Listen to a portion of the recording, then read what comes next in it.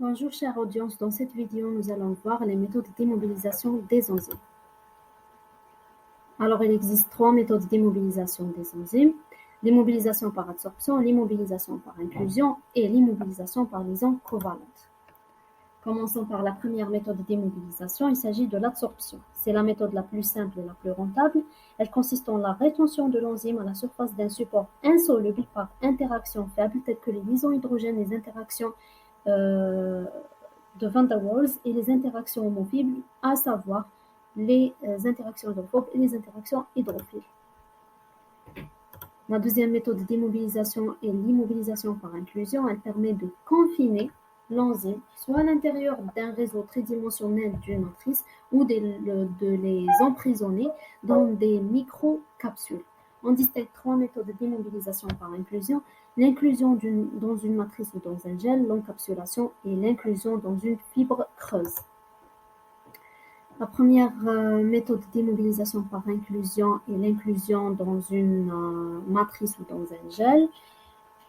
Donc, il faut savoir que les mailles de la matrice assurent de manière purement physique la rétention de l'enzyme tout en permettant la diffusion du substrat jusqu'au site actif de l'enzyme grâce à une porosité du gel suffisante. La deuxième méthode d'immobilisation par inclusion est l'inclusion et l'encapsulation. Donc, cette méthode consiste à inclure l'enzyme à l'intérieur de la membrane semi-perméable. Le diamètre des microcapsules peut varier de quelques microns à une centaine de microns. Donc, ces membranes doivent permettre la diffusion des petites molécules seulement afin que les enzymes ne puissent pas s'en échapper. La troisième méthode d'immobilisation par inclusion est l'inclusion dans une fibre creuse.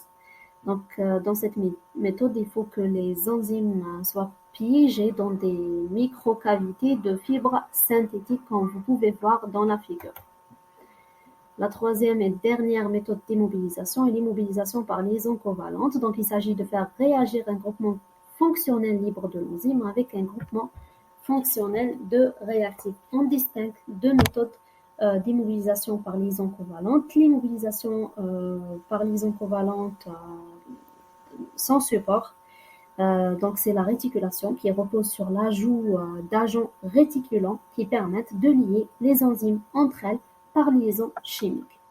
La deuxième méthode d'immobilisation par inclusion est le greffage covalent, donc qui repose sur l'établissement de liaisons réversibles et